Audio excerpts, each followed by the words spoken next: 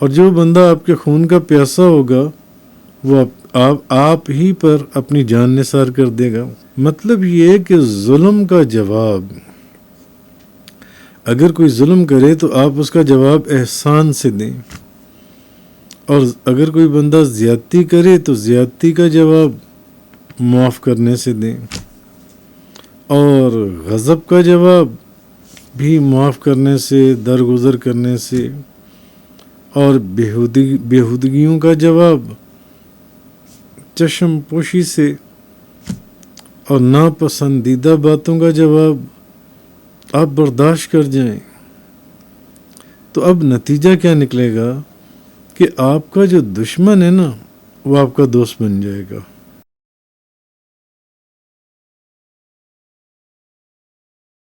ادفع باللتی ہی احسن السیئہ نحن اعلم بما یصفون، برائی کو اس طریقے سے دور کیجئے جو بہت اچھا ہو۔ آپ کے متعلق یہ جو باتیں بناتے ہیں ہم ان کو خوب جانتے ہیں۔ نیکی اور بدی برابر نہیں، آپ برائی کو بھلائی سے دور کیجئے، پھر وہی شخص جس کے اور آپ کے درمیان دشمنی ہے وہ ایسا ہو جائے گا جیسے وہ آپ کا محب اور دوست ہو۔ کہ برائی کو اس طریقے سے دور کیجئے جو بہت اچھا ہو، جو بہت اچھا ہو، اور آپ کے متعلق یہ جو باتیں بناتے ہیں ہم ان کو خوب جانتے ہیں۔ مطلب یہ کہ ظلم کا جواب، اگر کوئی ظلم کرے تو آپ اس کا جواب احسان سے دیں، اور اگر کوئی بندہ زیادتی کرے تو زیادتی کا جواب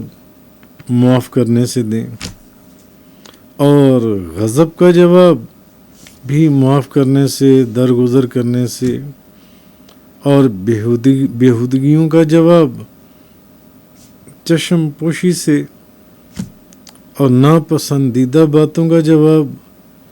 آپ برداشت کر جائیں۔ تو اب نتیجہ کیا نکلے گا کہ آپ کا جو دشمن ہے نا وہ آپ کا دوست بن جائے گا۔ یعنی اگر آپ زیادتی کا جواب معاف کرنے سے دے دیں گے، اور غضب کا جواب بھی معاف کرنے سے، درگزر کرنے سے، اس کی بیہودگیوں کا جواب اس کی چشم پوشی سے دے دیں گے، ناپسندیدہ فضول باتوں کا جواب آپ برداشت کر جائیں گے، حلم اس کا تو اگر آپ ان چیزوں کو کریں گے تو پھر اس کا نتیجہ یہ نکلے گا کہ آپ کا دشمن آپ کا دوست بن جائے گا، اور جو دور رہنے والا ہے وہ قریب ہو جائے گا، اور جو بندہ آپ کے خون کا پیاسا ہوگا وہ آپ ہی پر اپنی جان نثار کر دے گا۔ تو اس کی سب سے بڑی مثال نبی پاک صلی اللہ علیہ وسلم کی سیرت مبارکہ میں ہمیں اس کی بے شمار مثالیں ملتی ہیں، اور مفسرین نے انہوں نے اپنی کتابوں میں بیان کی ہے۔ مثلا حضرت صحیح بخاری شریف کی حدیث ہے، حضرت برا بن عازب رضی اللہ تعالیٰ عنہ بیان کرتی ہیں کہ جب نبی پاک صلی اللہ علیہ وسلم مدینہ منورہ کی طرف ہجرت کر رہے تھے تو سراقہ بن مالک بن جاشم نے 100 اونٹوں کے لالچ میں نبی پاک صلی اللہ علیہ وسلم کا پیچھا کیا، تو آپ سرکار صلی اللہ علیہ وسلم نے اس کے خلاف دعا کی، تو آپ کے دعا کرنے کی وجہ سے اس کا جو گھوڑا تھا اس کا گھوڑا زمین کے اندر دھنس گیا، زمین کے اندر دب گیا۔ تو اس نے کہا، وہ سراقہ آپ کو کہنے لگا کہ آپ میرے لیے اللہ سے دعا کر دیں، میں آپ کو کوئی نقصان نہیں پہنچاؤں گا۔ تو نبی پاک صلی اللہ علیہ وسلم نے اس کے لیے دعا کر دی۔ اور ایک اور حدیث میں ہے کہ اس نے آپ سے یہ سوال کیا کہ آپ مجھے امان لکھ کر دے دیں، تو آپ نے عامر بن فہیرہ کو حکم دیا اور انہوں نے چمڑے کے ایک ٹکڑے پر اس کو امان لکھ دی۔ اب یہ میں نے آپ کو جو حدیث سنائی تو اس سے غور کرنے کا مقام یہ ہے کہ نبی پاک صلی اللہ علیہ وسلم اس شخص کے لیے دعا کر رہے ہیں اور اس شخص کو امان لکھ کر دے رہے ہیں جو شخص 100 اونٹوں کے لالچ میں آپ سرکار صلی اللہ علیہ وسلم کا سر لینے آیا تھا، سر اتارنے کے لیے آیا تھا، تو آپ نے اس کی بدی کا جواب نیکی سے دیا، اور یہ بدی کا جواب نیکی سے دینے کی وجہ تھی، نیکی سے دینے کی وجہ، اور آپ سرکار کا فیض اور برکت تو تھی کہ وہی شخص مسلمان ہو گیا جن سے. اسی لیے فرمایا گیا اس آیہ کریمہ کے اندر ادفع باللتی ہی احسن السیئہ نحن اعلم بما یصفون، برائی کو اس طریقے سے دور کیجئے جو بہت اچھا ہو، تو جو بہت اچھے طریقے سے. وہ آپ کا سر لینے کے لیے آیا تھا اور آپ اس کے لیے دعا فرما رہے ہیں، اور آپ اس کے لیے اور آپ اس کو امان لکھ کر دے رہے ہیں. ایک دن وہی شخص آپ ہی کے غلاموں میں شامل ہو گیا اور آپ پر ایمان لے آیا، وہ شخص جون سا تھا. تو حضرت عمر بن خطاب، اب یہ بھی بخاری شریف کی حدیث ہے، حضرت عمر بن خطاب رضی اللہ تعالی عنہ فرماتے ہیں کہ جب عبداللہ بن ابی ابن سلول فوت ہو گیا تو اس کی نماز جنازہ پڑھانے کے لیے رسول اللہ صلی اللہ علیہ وسلم، آپ صلی اللہ علیہ وسلم کو بلایا گیا کہ آپ اس کی نماز جنازہ پڑھائیں. تو جب نبی پاک صلی اللہ علیہ وسلم اس کی نماز جنازہ پڑھانے کے لیے کھڑے ہوئے تو حضرت عمر بن خطاب فرماتے ہیں کہ میں آگے بڑھا، میں دوڑ کر آپ کے پاس گیا، میں نے کہا یا رسول اللہ، آپ اس شخص کی نماز جنازہ پڑھا رہے ہیں، اس شخص نے تو فلاں دن یہ کہا تھا کہ مدینہ پہنچ کر عزت والے ذلت والوں کو وہاں سے نکال دیں گے، اور یہ کہا تھا کہ جو لوگ آپ کے ساتھ ہیں جب تک وہ آپ کا ساتھ نہ چھوڑیں اس وقت تک ان پر خرچ نہ کرو. یہ تو وہ شخص ہے جس نے حضرت بی بی عائشہ صدیقہ طیبہ طاہرہ زاہدہ عابدہ رضی اللہ تعالیٰ عنہا ان پر کتنی بڑی تہمت لگائی تھی اس شخص نے، تو جس سے آپ کو بہت تکلیف ہوئی تھی. اور یہ تو وہ شخص ہے جس نے آپ کو کہا تھا کہ اپنی سواری کو دور کر لیجئے، مجھے اس سے الیاذ باللہ مجھے اس سے بو آتی ہے. یہ تو وہ شخص ہے اور جنگ احد میں لڑائی کے عین دوران یہ 300 لوگوں کو لے کر وہاں سے لشکر سے نکل گیا تھا. تو حضرت عمر بن خطاب فرماتے ہیں کہ میں نبی پاک صلی اللہ علیہ وسلم کو یہ ساری باتیں گنواتا رہا. میں نے کہا یا رسول اللہ، آپ اس شخص کی اس کی نماز جنازہ پڑھائیں گے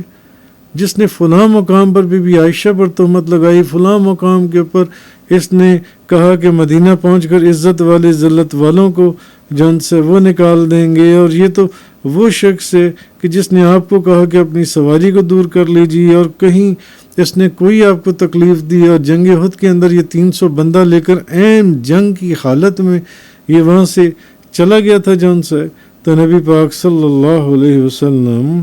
آپ نے تبسم فرمایا اور آپ نے فرمایا اپنی رائے کو نہ رہنے دو، یعنی عمر اپنی رائے کو، اپنے مشورے کو رہنے دو. تو حضرت عمر فاروق فرماتے ہیں جب میں نے بہت زیادہ اصرار کیا تو فرمایا مجھے اختیار دیا گیا ہے کہ استغفار کرو یا نہ کرو. سو میں نے استغفار کرنے کو اختیار کر لیا. مجھے اختیار دیا گیا ہے کہ میں استغفار کروں یا نہ کروں، تو میں نے استغفار کرنے کو اختیار کیا ہے. اگر مجھے یہ علم ہوتا کہ اگر میں نے 70 مرتبہ سے زیادہ استغفار کر لیا تو اس کی مغفرت کر دی جائے گی، تو میں 70 مرتبہ سے زیادہ اس کے لیے استغفار کرتا، تو میں 70 مرتبہ سے زیادہ استغفار کرتا. حضرت عمر فاروق بیان کرتے ہیں، حضرت عمر بن خطاب، کہ پھر رسول اللہ صلی اللہ علیہ وسلم نے پھر نبی پاک صلی اللہ علیہ وسلم نے اس کی نماز جنازہ پڑھائی۔ تو کہنے کا مقصد یہ ہے، جامع البیان کے اندر امام ابو جعفر محمد بن جریر طبری روایت کرتے ہیں کہ قتادہ بیان کرتے ہیں کہ نبی پاک صلی اللہ علیہ وسلم سے اس معاملے میں سوال کیا گیا،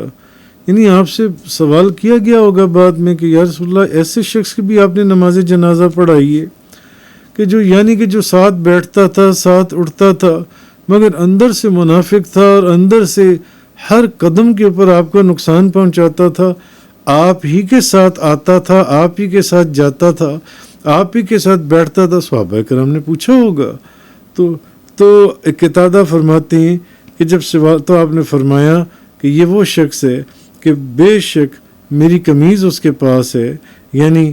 میں نے اس کی نماز جنازہ بھی پڑھی ہے، میری قمیض اس پر میری قمیض اور جو میں نے نماز جنازہ اس کے لیے پڑھی اس سے اللہ کے عذاب کو دور نہیں کر سکتی، اور بے شک مجھے یہ امید ہے، ہاں یہ مجھے امید ہے کہ میں نے جو اس کا نماز جنازہ پڑھا دیا تو اس کی قوم کے 1000 آدمی اسلام لے آئیں گے۔ اس چیز کو دیکھتے ہوئے، اسلام کی تعلیم کو دیکھتے ہوئے کہ میں نے اس شخص کا نماز جنازہ پڑھایا جو میرے اندر بیٹھ کر، ہمارے اندر بیٹھ کر اتنا بڑا منافق تھا، اتنا نقصان پہنچاتا تھا، میں نے پھر بھی اس کا نماز جنازہ پڑھایا، جس نے ام المومنین کے اوپر تہمت لگائی، جس نے جنگ احد کے اندر جس نے آپ کی سواری کو جس نے کہا کہ اس کو دور کر لیں، مجھے اس سے بو آتی ہے جون سی، اور اس طرح کی باتیں جون سی ہیں۔ تو اسی طرح تو اس کے مجھے یہ امید ہے کہ میرے اس عمل سے اس کی قوم کے 1000 آدمی اسلام لے آئیں گے۔ تو اور یہ بھی بات ہے کہ آپ کی اسی حسن اخلاق کو دیکھ کر عبداللہ بن ابی کی قوم کے 1000 آدمی اسلام لے آئی تھی، جب انہیں دیکھا کہ نبی پاک صلی اللہ علیہ وسلم نے اس شخص کے لیے بھی جو قدم قدم کے اوپر آپ کو نقصان پہنچاتا تھا، یا چھپ کر نقصان پہنچاتا تھا، یا ظاہری نقصان پہنچاتا تھا، اس شخص کو بھی نبی پاک صلی اللہ علیہ وسلم نے دھتکارا نہیں، تو 1000 آدمی اسلام لائے۔ کتابوں میں لکھا ہوا ہے یہ چیز جن سی ہے۔ تو ابو سفیان نے بے شمار مدینہ منورہ پر حملہ کیا تو اس کو معاف کر دیا نبی پاک صلی اللہ علیہ وسلم نے۔ وحشی نے آپ کے محبوب چچا حضرت حمزہ کو شہید کیا، اس کو معاف کر دیا۔ ہندا نے حضرت حمزہ کا کلیجہ نکال کر کچا چبایا، اس کو معاف کر دیا۔ مکہ کے جن ظالموں نے آپ پر جو ظلم و ستم ڈھائے، جنہوں نے آپ کے راستے میں کانٹے بچھائے، جنہوں نے سجدے کی حالت میں وہ اوجڑی جان سی ہے، گندی غلیظ اوجڑی آپ کے اوپر جان سی ہے آپ پر ڈال دی، تو جنہوں نے آپ کا ہر لحاظ سے بائیکاٹ کیا اور شعب ابی طالب میں غلے کا ایک دانہ بھی نہ جانے دیا، جن سے نبی پاک صلی اللہ علیہ وسلم نے اپنے حسن اخلاق سے جن سے ان سب کو جن سے نبی پاک صلی اللہ علیہ وسلم نے اپنی نرمی سے، حسن اخلاق سے سب کو معاف کر دیا جن سے۔ تو نبی پاک صلی اللہ علیہ وسلم نے مسند احمد شریف کے اندر ہے کہ نبی پاک صلی اللہ علیہ وسلم نے اپنی امت کو بھی یہی تلقین کی ہے کہ وہ برائی کا جواب اچھائی سے اور بدی کا جواب نیکی سے دیں، برائی کا جواب اچھائی سے اور بدی کا جواب نیکی سے دیں۔ تو حضرت عقبہ بن عامر رضی اللہ تعالیٰ عنہ بیان کرتے ہیں کہ میری نبی پاک صلی اللہ علیہ وسلم سے ملاقات ہوئی، میں نے آپ کا ہاتھ پکڑنے میں پہل کی اور عرض کیا یا رسول اللہ مجھے بتائیے کہ سب سے اچھے اعمال کون سے ہیں؟ تو آپ نے فرمایا اے عقبہ جو تم سے تعلق توڑے تم اس سے تعلق جوڑ لو۔ یعنی انہوں نے پوچھا یا رسول اللہ مجھے بتائیں سب سے اچھا عمل، سب سے اچھے اعمال کیا ہیں؟ آپ نے فرمایا عقبہ جو تم سے تعلق توڑے تم اس سے تعلق جوڑ لو، جو تمہیں محروم کرے تم اس کو عطا کر دو، اور جو تم پر ظلم کرے تم اس سے اعراض کرو۔ تو بہرحال کہنے کا مقصد یہ کہ آج کا یہ جو تھا کہ ادفع باللتی ہی احسن السیئہ نحن اعلم بما یصفون، برائی کو اس طریقے سے دور کیجیے جو بہت اچھا ہو، اور آپ کے متعلق یہ جو باتیں بناتے ہیں ہم ان کو خوب جانتے ہیں۔ اسی لیے شیخ سعدی شیرازی نے شاید کہا تھا بدی را بدی سہل باشد جزا اگر مردی احسن الی من اسا، کہ برائی کا بدلہ برائی سے دینا بہت آسان ہے،